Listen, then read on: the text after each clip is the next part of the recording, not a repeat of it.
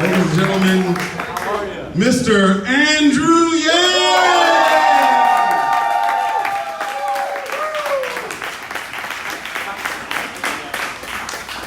So before I introduce our host, I just wanted to say a little something about this gentleman right here next to me. So, first of all, a lot of people ask me, how is it that you became interested in Andrew Yang? How is it that, you are standing by this man? And, the answer is because the smartest woman I know, my wife. We went and saw Andrew Yang at the Wingding last year, and Andrew Yang will be appearing there again this year. So all those who can make it to Clear Lake, Iowa at 5 o'clock tomorrow, I encourage you to go. There's going to be a great host of candidates there, wonderful Iowa food. As you can tell, I'm not shy away from that stuff. And Andrew was up there speaking with a couple other people. And as I was driving home with my wife, I asked her, well, what did you think of all the different candidates that spoke? And my wife said to me that Andrew Yang is the only person who's actually offering real solutions to help normal people in their lives. And so for me, that was what clinched it. And then, this young man right here, and I can say that because I am older than he is. Hey, you didn't have to agree with me, come on. That after I started working for him for the first week, really, something sunk in my heart. I was sitting there working for him, and Andrew gave me a call, and he said, hey, Al, how are you and Sarah? Sarah's my wife, not just some lady I picked off the street. So he said, hey, how are you and Sarah? And I said, oh, Andrew, I'm doing this for the campaign, and I'm doing that for the campaign. And Andrew said, no, wait a minute, you don't understand. How are you and Sarah? How is your family?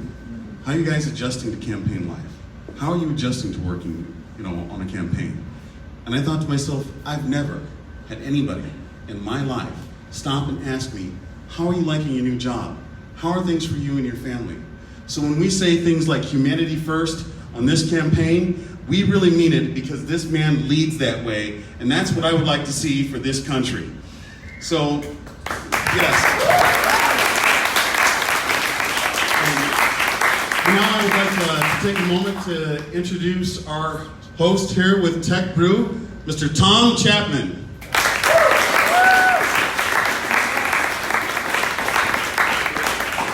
Hi and welcome. We're really glad that you can be here. And I want to say three things. Number one, there are a lot of people here that we should probably thank because they are the sponsors of Tech Brew. They're the people that helped get all of you in the building, etc. So I want to make sure, in particular, we thank Holly Benson-Muller, who runs Kitchen Council, which is the space that we're in. She has her daughter Etta with her, so that's important. And her husband John Henry, so also important.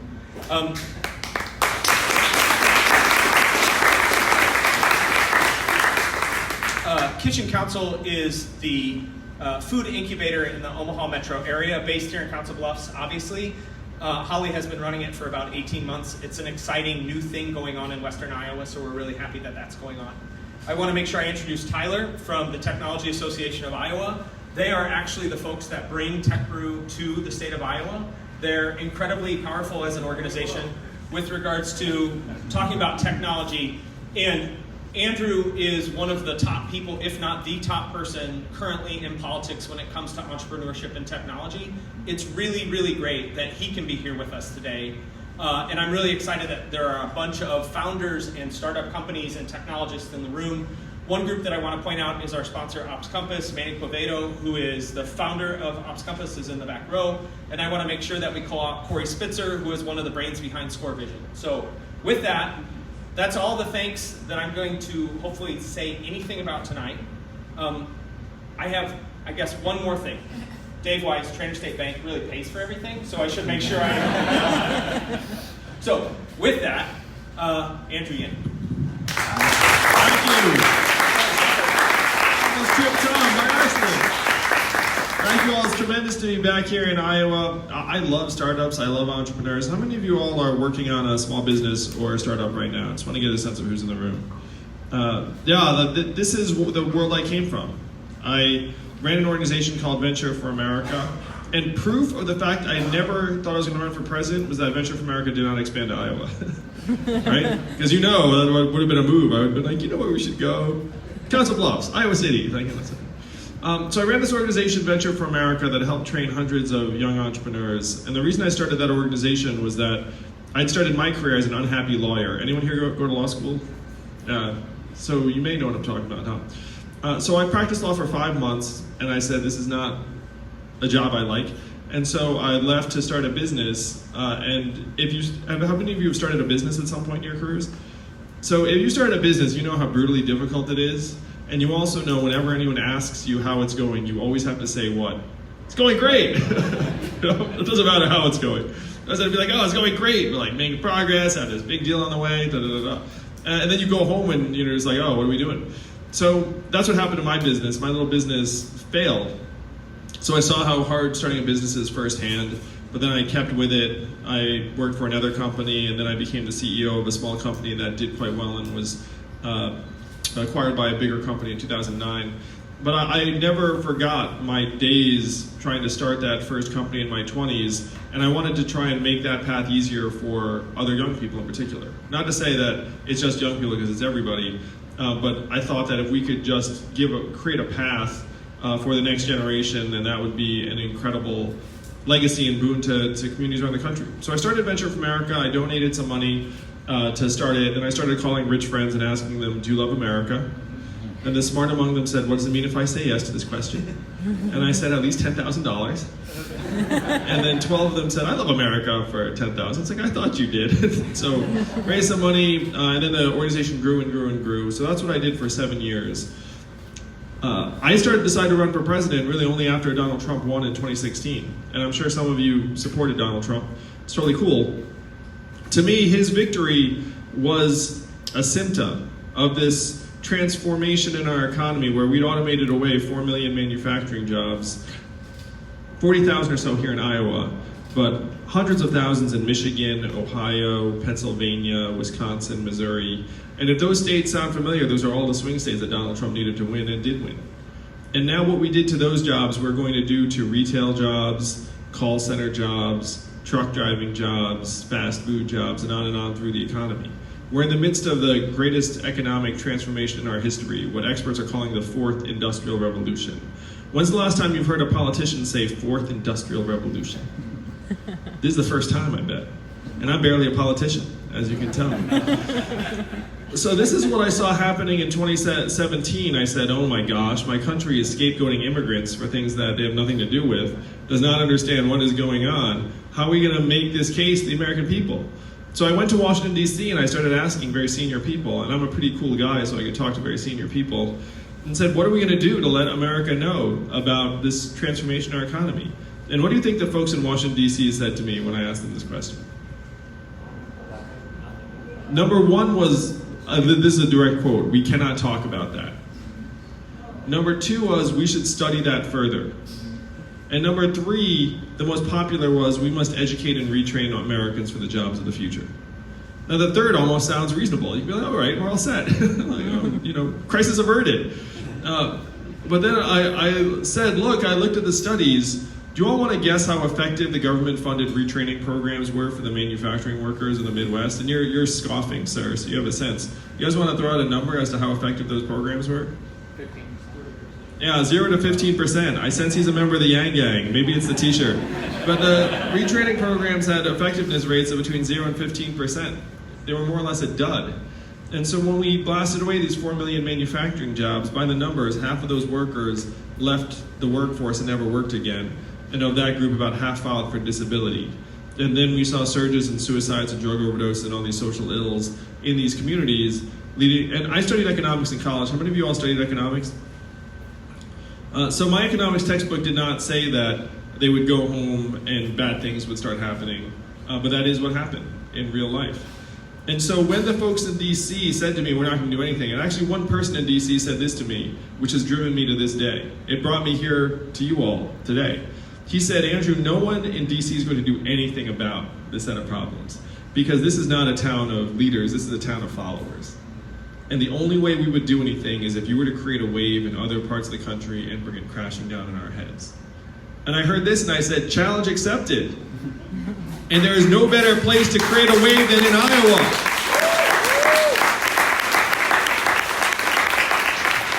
Because it is only here in Iowa that we can very, very quickly make the case to the American people. It doesn't even need that many of you. I did the math. Guess how many Californians the average Iowan is worth? In electoral math, approximately 1,000. So if you look around this room and you see, let's call it 80 people, I see 80,000 Californians. That's like 2 football stadiums. That's the magic of Iowa. You come to Iowa, you get a group of Iowans behind you, and all of a sudden you can change history. Matter of fact, Iowa just made history for me in the campaign this morning. Because you might have seen the news, I just qualified for the fall debates of the Democratic.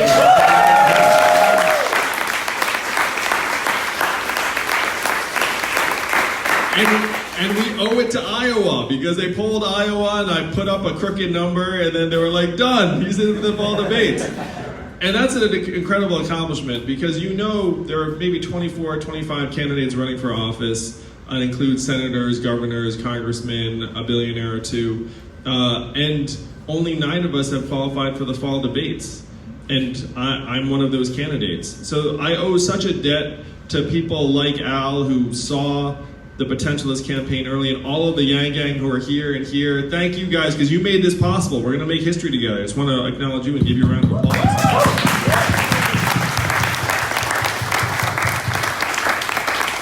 There was so much love for Iowa. I was like, yes, Iowa, we did it. And so, and I got to say, like, hopping on that plane was all the more delightful for the fact that I was like, yeah, I was in to celebrate.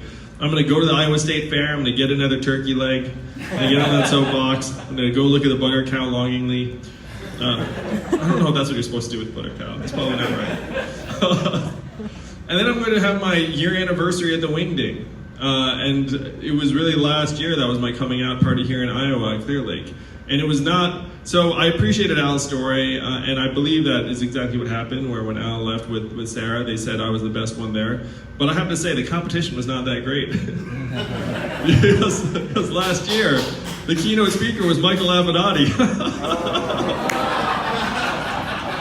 That's also a true story. So I appreciate the fact I beat Al and a couple of other people. I'm sorry, Michael and a couple of other people. But this year, it's Joe Biden, Elizabeth Warren, me, and like the whole gang. It's like 19 of us. And so seeing our growth from last year to this year is an incredible feeling.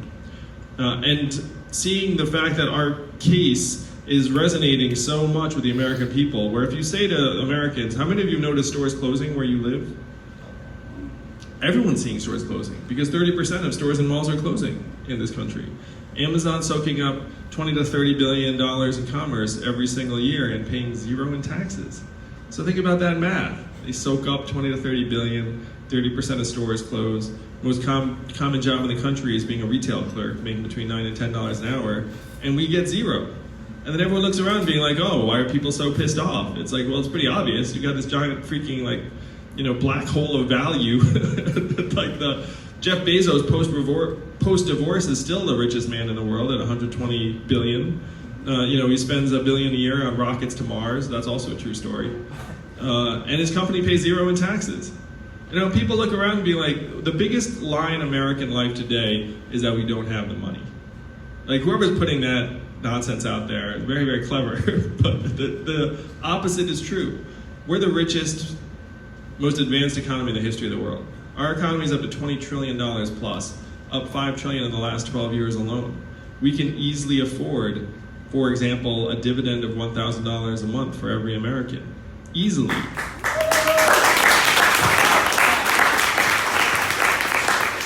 And for those of you, I actually have to say to everyone here, how many of you would be more likely to start a business if you were getting $1,000 a month? All of us, right? Like, all of us have some desire or ambition or creative impulse or someone that we need to take care of. $1,000 a month would be a game changer for Americans around the country. We can build a trickle-up economy from our people, our families, and our communities up. And all it takes is a majority of us getting together and making it happen. Or, according to the math, approximately 40,000 Iowans. It's magic. We get that number of people together and we can say, look, this is how we want our economy to function. This is deeply American from Thomas Paine to Martin Luther King to now. And it's past time. This is the vision. And the great thing is it would be in our hands. How would you all spend the money if you had $1,000 a month? Think about it right now. Just do a little mental exercise. All right, shout it out. Car repairs. Car repairs. Student loans. Student loans, traveling. Roof deductible. That's good. Hail damage. How much of the money would stay right here in Iowa? Most of it, not all of it. Some of it would float up to other places or wherever you're going to travel to. I guess that money is going to go wherever you're traveling to. But most of it stays right here, and car repairs and school loans and the occasional night out. And so that money doesn't disappear. It ends up creating jobs right here in Iowa at the garage and the tutoring service and the daycare and the Little League and everything else. It would create 40,000 jobs right here in Iowa, just based upon people spending more money. It would also recognize the kind of work that my wife does. My wife's at home with our 2 young boys, one of whom has autism. Right now, what is her work valued at? Zero. And that's the opposite of the truth. We know that her job is the most challenging and vital job. I'll tell you, if we swap places for like a day, I'm like, let me get back to running for president, stat. And anyone who's here, how many of you all are parents? You know what I'm talking about? Yeah, you know what I'm talking about. I mean, we lie so much about our kids. Like, oh, they're great. And you're like with them, you're like, ah. Is that just me? Am I just outing myself as like a terrible parent or human being? No, it's all of us. I know. Well, parents, we all know. So we need to expand the way we think of work and value in this country, and we have to do it very, very quickly because the technology is coming down the other side, and it's not just the retail workers, the fast food workers, the call centers, the truck drivers. I was an unhappy lawyer for 5 months, which is long enough to know that you can automate that job. Oh, really? AI can out-edit the smartest lawyer in terms of document review, speed, accuracy, cost. You know, we're all going to lose at an epic scale unless we evolve as fast as possible in terms of the way we see work and value. So that's what this campaign is about. It's not left, it's not right, it's forward. Moderating. Go ahead. Yes, I have a sense that with a basic income, that would reduce substantially both healthcare costs and law enforcement costs. Is there any statistics or study that can show people how that would end up saving a lot of money? Thank you, not a plant.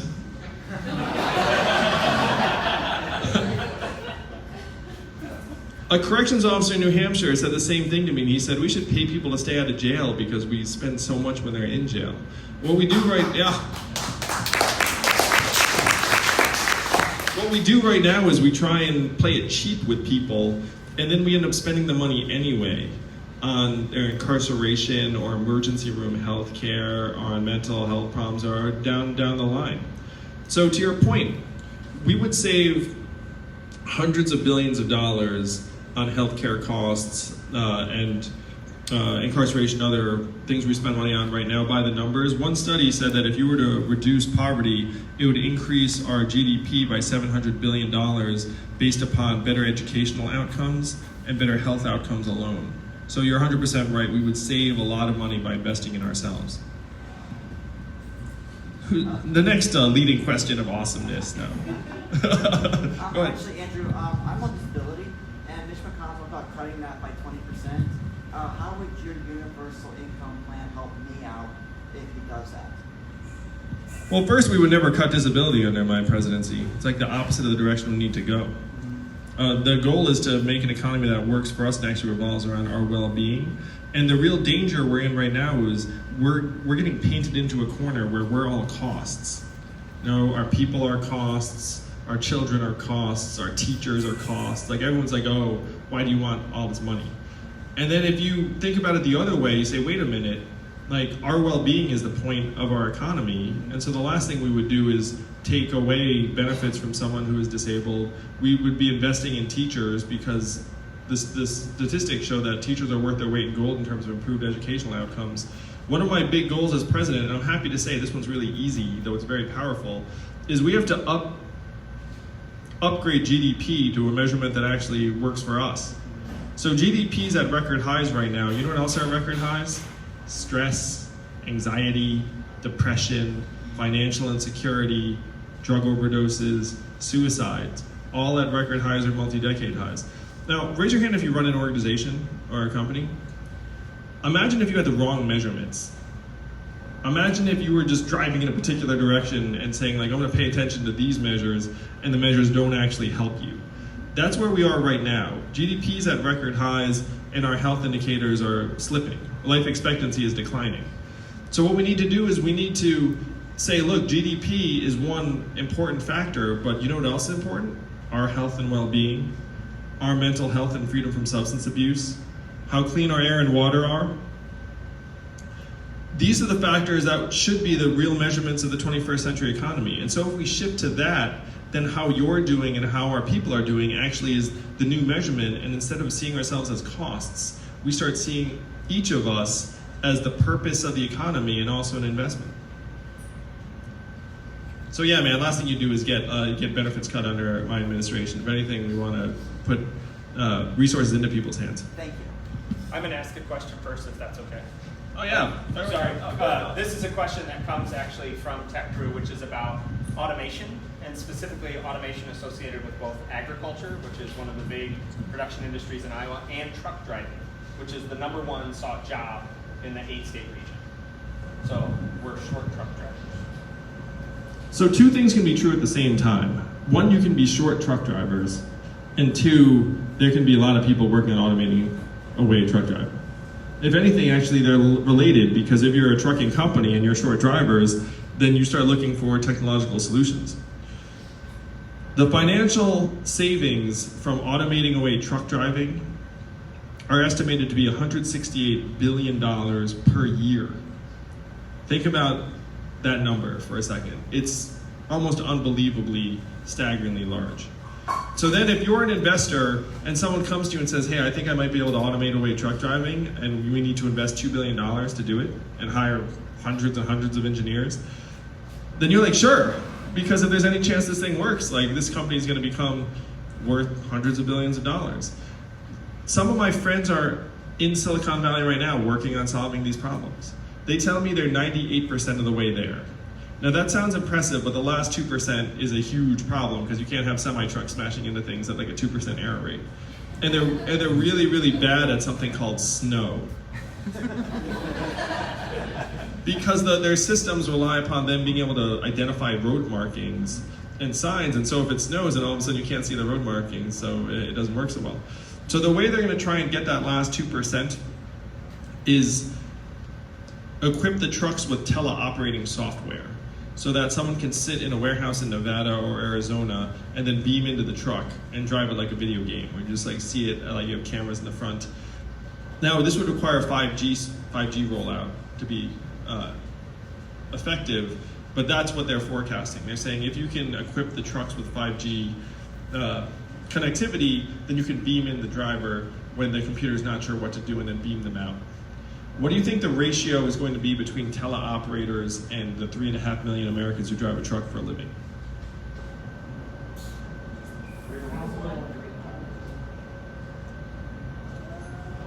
It's probably going to be more like 10 to 20 to 1.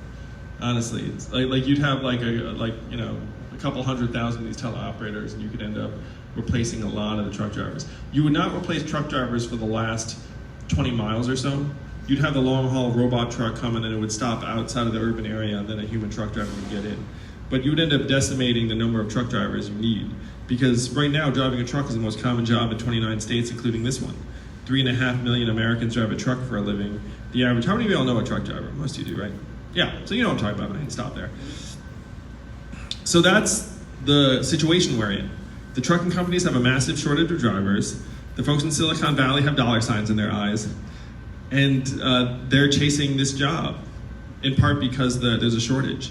In agriculture, there's a similar story playing out where, you all know this better than I do, where now you have these self-driving tractors, am I right? You have like these big machines doing things that used to have humans doing. A lot of the farms have gotten consolidated into these corporate farms, and the corporate farms are like, you know what I'm gonna do? I'm gonna like get some giant combine. Like, right? I mean, this is what you guys see around you, I'd imagine, all the time. So this automation trend has been ongoing for a number of years. It's about to accelerate in a very dramatic fashion because artificial intelligence is just leaving the lab and leaving the hype stage and actually becoming commercially useful. I was just at a gathering of 70 CEOs, and I asked them how many, these are like big company CEOs, and I asked them how many of you are looking at automating away your back office workers using artificial intelligence. Guess how many hands went up out of 70? All of them. All 71, yes. The truth is, you could fire that CEO if they didn't use that software.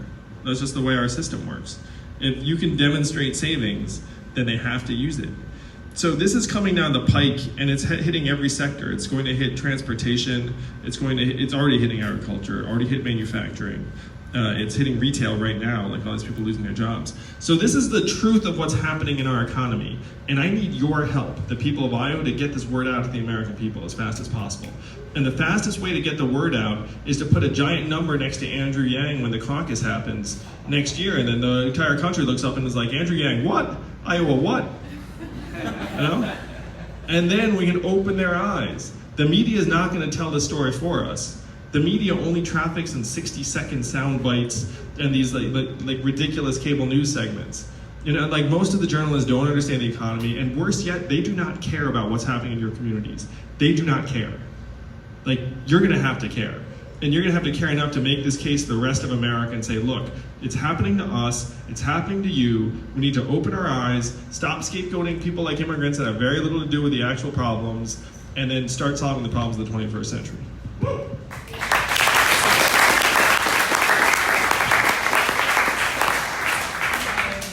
I'm Tom from California, and for the first time since Robert Kennedy, we may actually have a say in national politics. Yeah, California, it's true. Yeah, it's true. I hope to see you there. But I look forward to seeing you there, better phrase, okay? Thanks, Robert. The question for you is, are there any other countries that are doing anything like this, or what is the closest you would say to what you're proposing right now? The closest thing to a dividend that's in effect right now is in Alaska, where they've been giving $1,000 to $2,000 per person in oil money every year for the last 40 years. So if you're a family of four, you got maybe $8,000 last year. This was implemented by a Republican governor who saw the oil money and said, who would you rather get the money, the government or you? And then the Alaskan people said, us. He's like, I thought so. And then now they've had it in effect. And they love it in Alaska. It's like their favorite thing. A majority of Alaskans said they would accept higher taxes to fund the dividend, and they really do not like taxes in Alaska. So that's the closest thing you can look at for a real implementation. In other environments, there are other countries that have done it in various ways. Like I ran in some of the oil-rich companies distribute petroleum in the same way that Alaska does. The Nordic countries and Scandinavian countries have almost the equivalent in terms of their social safety net. It's not done in cash, but it sort of is. Like if things go badly for you in Scandinavia, you do just start getting money. And so there are other examples around the world. The things that have blown me away about all the trials when people start getting cash, all of the good things you would expect to happen, happen. And so what are the good things you'd expect to happen? Like lower stress, yes. Lower domestic violence, yes. Lower hospital visits, yes. Kids learn better, yes. Like trust in neighbors increases, yes. Like all of these like very, very positive things happen. Only two groups work less. New mothers who spend more time with their kids, and teenagers who spend more time in school and graduate at higher levels. Would anyone be mad at either of those things? No. Our society is so pathologically anti-family, it blows my mind. You want to know the 4 countries that don't have mandatory paid leave for new moms? United States of America, Swaziland, Papua New Guinea, Lesotho. That's the whole list. That's not a list you want to be on. So we have to start actually addressing some of like it blows my mind how in some ways America is playing catch up on this level. Mike, did you have a question? Well, I've got some good questions which you for hours. But in light of Hillary Clinton There's something called an Andrew Yang YouTube rabbit hole. how much money do you feel you would need to raise in the next 2 years, a year and a half? Yeah, man, time's flying. So we raised. How many of you watched the debate last week on Wednesday? So we raised over $1 million in like the like 2 to 3 days right after that, and then the fundraising clips just kept on trucking since then. So we're trending in exactly the right direction. We raised, let's call it like 1.8 million in Q1, 2.8 million in Q2. So it's like going up 50% or so. This quarter will be like 5 or 6, and then we need to ramp up huge in Q4 so that by the time the voting starts here in Iowa, we can play with any other campaign. So if you were to approximate how much money we need to raise, it would be in the low hundreds of millions by certainly this time next year. But what happens in this race too is that as people drop out of the race, then you end up getting more attention and resources. And certainly whoever becomes the Democratic nominee is going to end up with like massive levels of support because so many of us want to beat Donald Trump. How much of this is in your book, and how does one acquire one of those books that are over there? I think just by being here, you can just walk up and take a book. Okay. In terms of how much is in the book, exactly 72%. Like the majority of it, but not all of it. I mean, the rabbit hole is useful. Let's put it that way. I'm more like a small softball. I just want to know, like, as being a human being, like, that's this like crazy climate. What's been the funniest thing that's happened? Most humorous thing? You can't say something that was on Joe Rogan on the podcast. Okay. And what was like the most touching, most human thing? So the funniest thing might have been just the other day where someone tattooed my face on their calf. And then I immediately tweeted, "I better win now." So I thought that was pretty funny.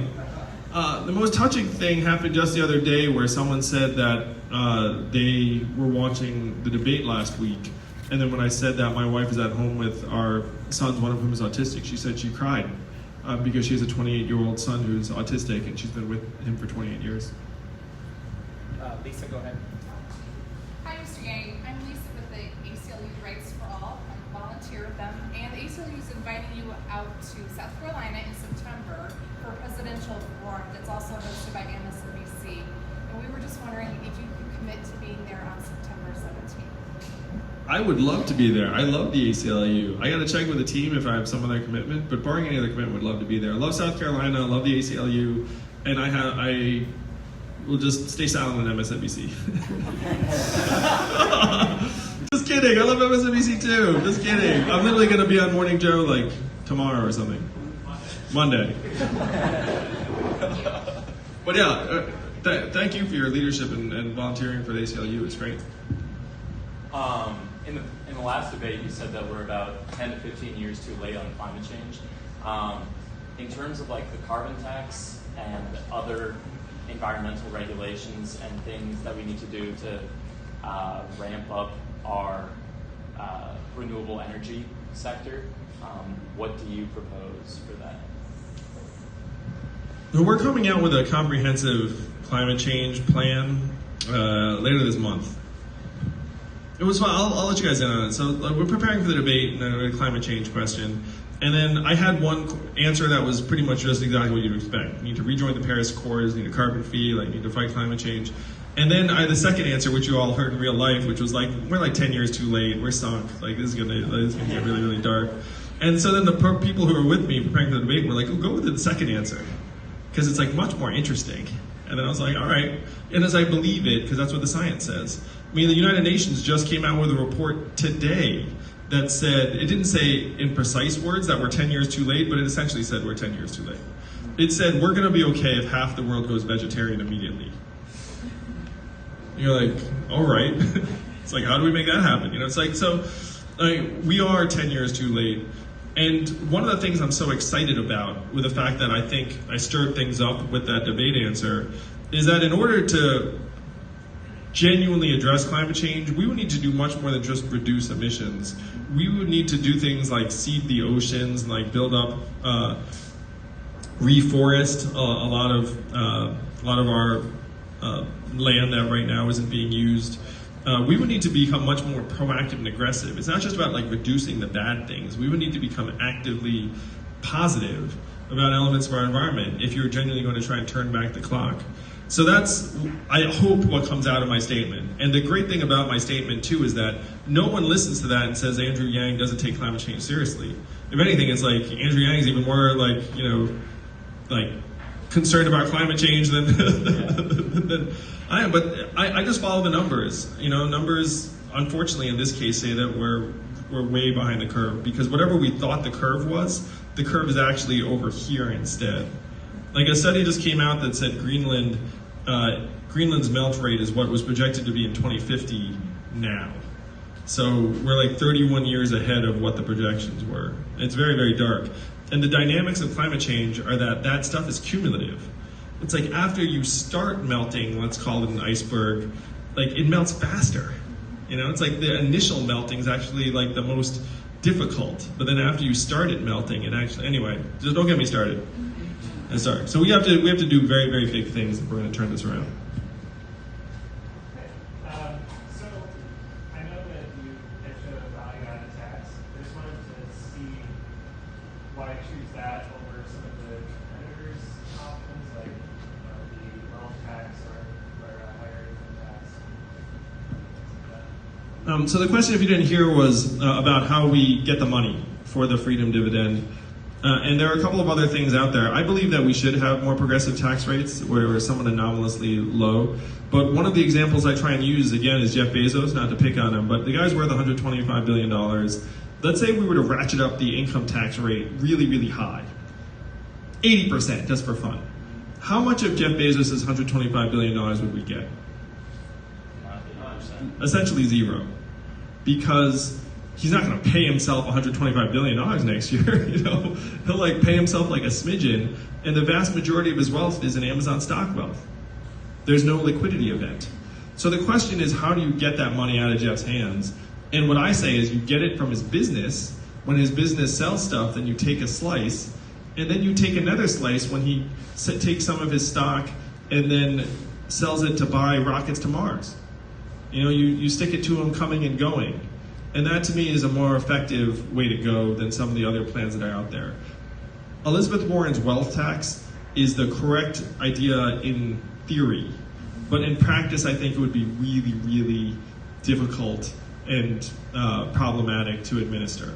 In large part because most of the wealthy people I know do not inventory their assets in that way, would not voluntarily inventory their assets to the government accurately, and then would not take a percentage of it and slide it over to the government every year.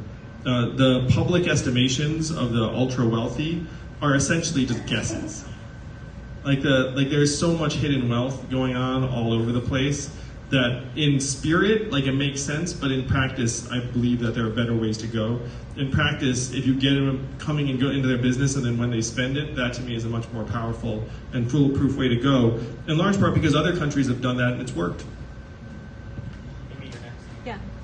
My question is on entrepreneurship specifically and increasing both diversity racially and gender. Studies show one of those ways is to increase representation in those giving investment and those selecting participants and accelerators. How do we bridge the gap between giving someone $1,000 a month to start a new business and when they need large investments and have to go to people who don't look like them? I spent 7 years working in this space, and I'm so passionate about the gap that you're identifying.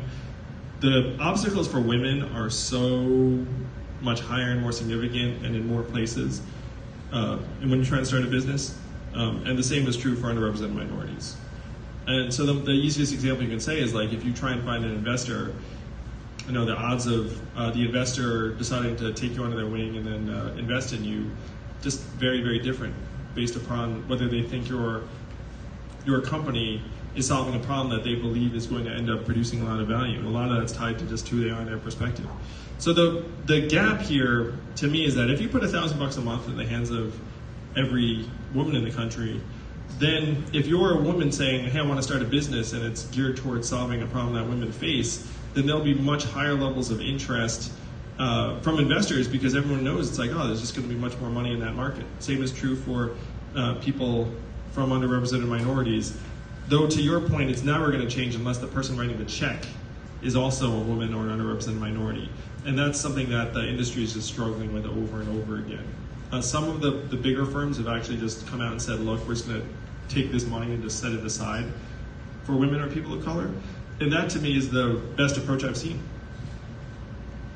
Because the market is, thinking the market's going to solve our problems in that light generally will not work. question for me would be, being commander-in-chief, foreign diplomacy, how do you deal with China and Russia and North Korea, and where's your experience in that area? So what I can do is I can give you a sense of my principles and judgment in that space.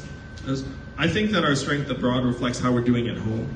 So big picture, we were not doing well at home. We elected Donald Trump, and then Donald Trump started becoming a very erratic and unreliable partner even to our longstanding allies.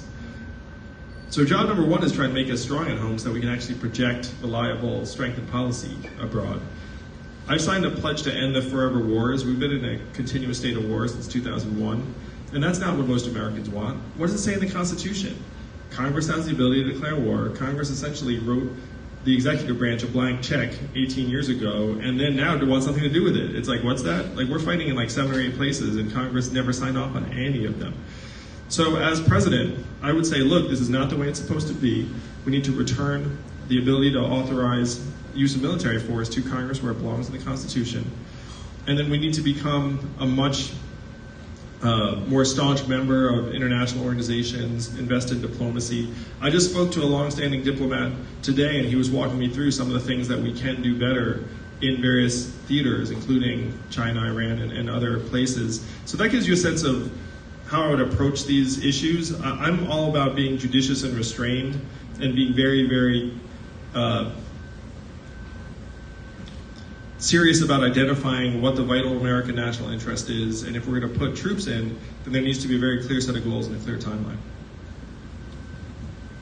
One of Trump's big slogans in 2016 was drain the swamp. What, if anything, can be done to fix Washington? I love that question so much, because the drain the swamp thing, how many of you spent time in DC? Like, that place is truly awful. Like the biggest downside of running for president is I might end up living there. But if I live there, I'm damn well going to drain that swamp. So I'm a much more rational, solutions-oriented swamp drainer.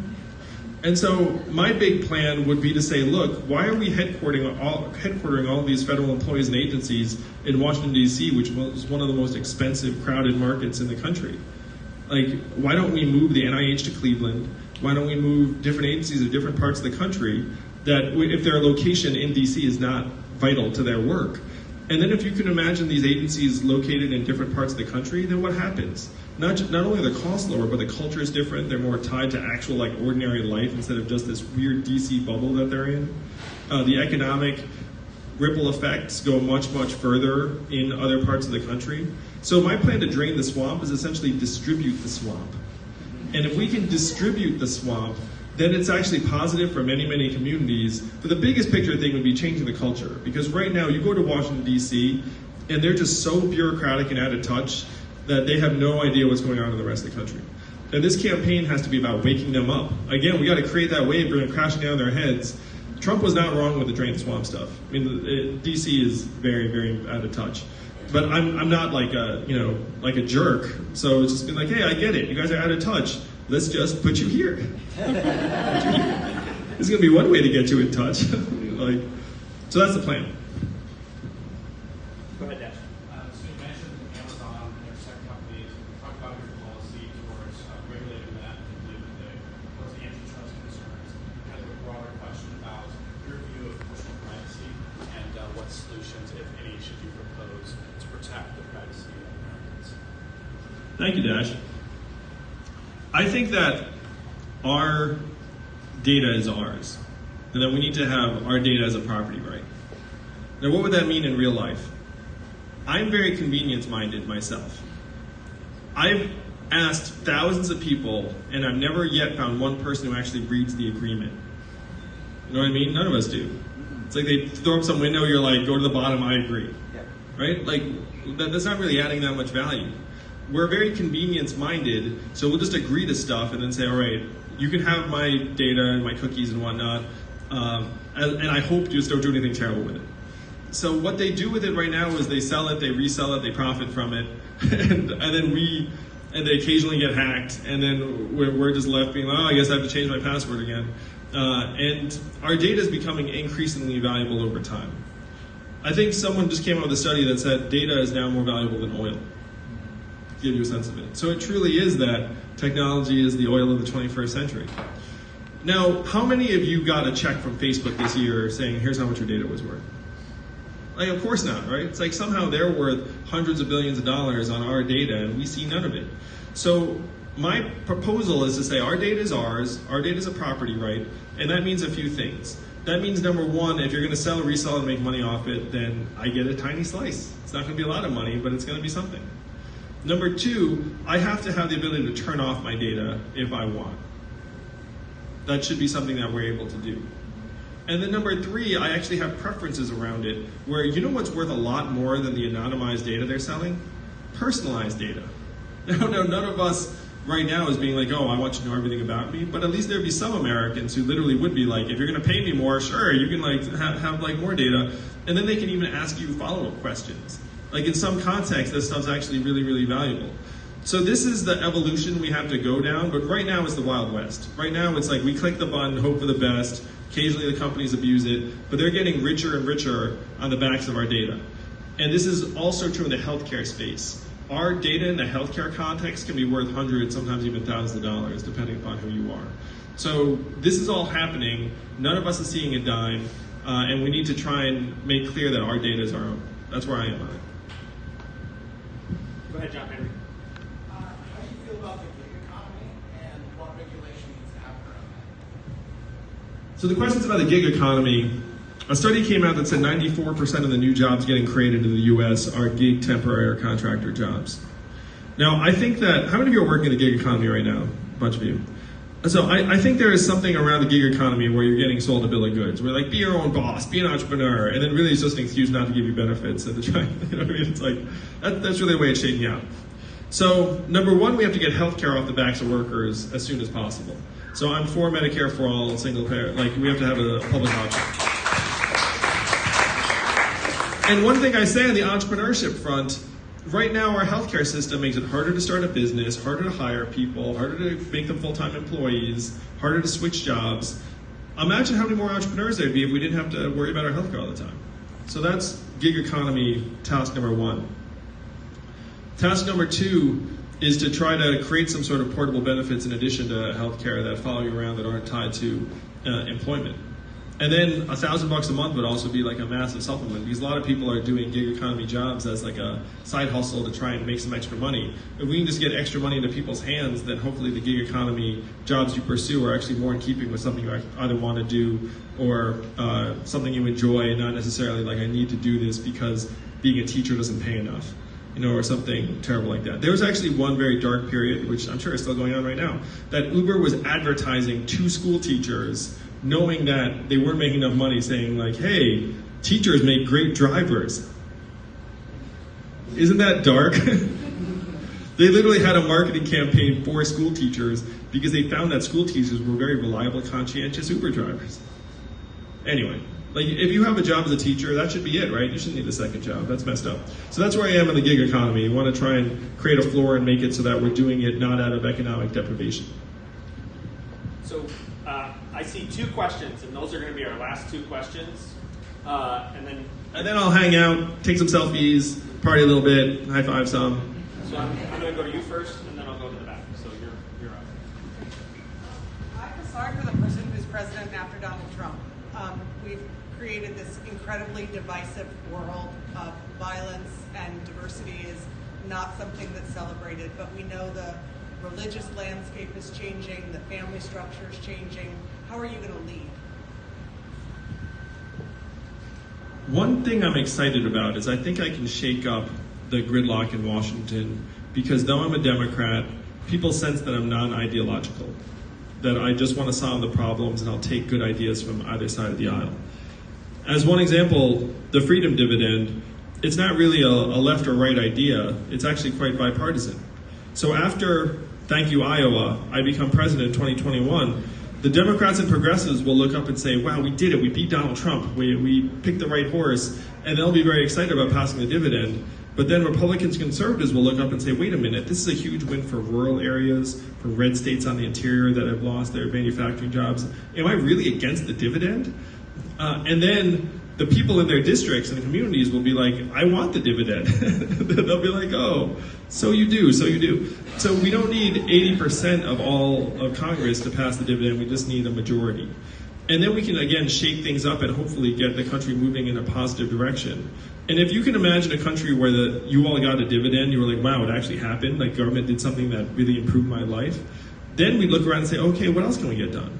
Maybe we can develop our infrastructure. Maybe we can start fighting climate change. Maybe we can pass gun control laws.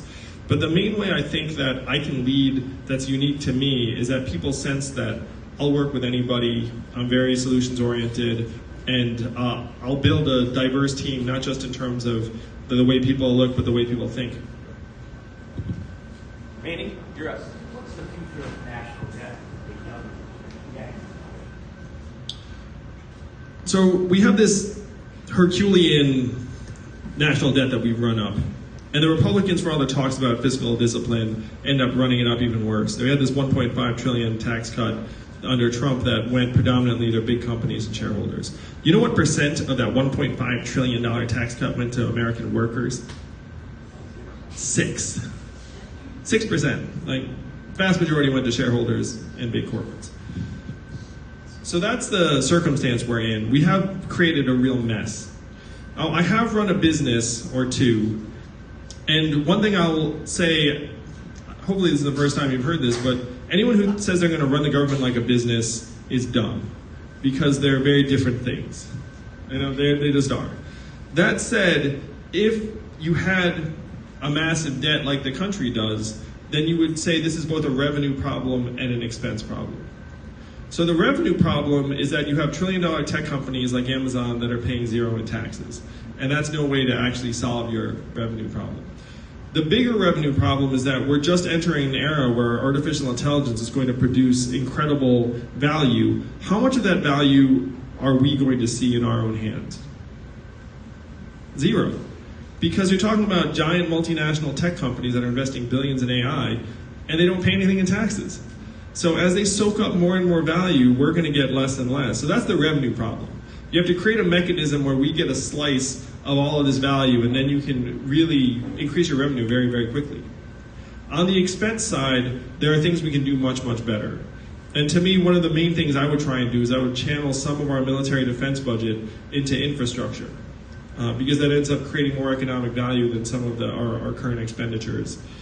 But I agree with you that left unchecked, the debt will become an increasing problem over time. I would try and attack it on both lines. And this is going to sound very unpopular. I would also invest in and modernize the IRS. I want the IRS to be able to do your taxes for you. There's no, why do we all have to like sit there and get, like pulling our hair out, like bashing our head into a wall trying to figure out our taxes? They know what your taxes are.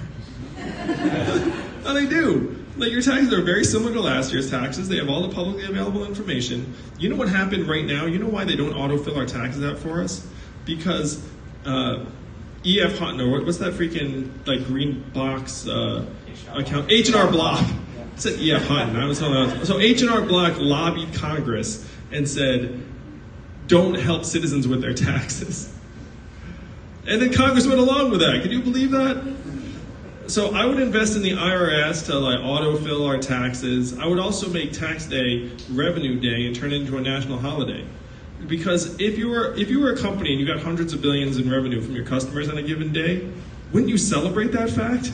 Wouldn't you be like, it's revenue day, April 15th, let's have a giant party, let's celebrate our society, everyone gets the day off. You get a video from Oprah and Tom Hanks saying where your money went. And then we bring people from all over the country and have a party in the White House lawn and be like, it's revenue day. Like, that's the minimum you would do if you got hundreds of billions of dollars in revenue on a single day. So that's one thing you can learn from business. That gives you a sense of my approach to the problem. I just want to make sure that I say, on behalf of all of us, thank you for being here. We really appreciate you coming. Thank you, Iowa. I love you. I love Iowa even more today. Thank you.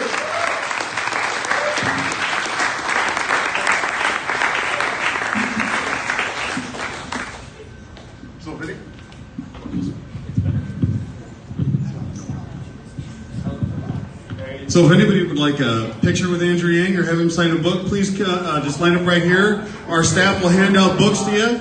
And then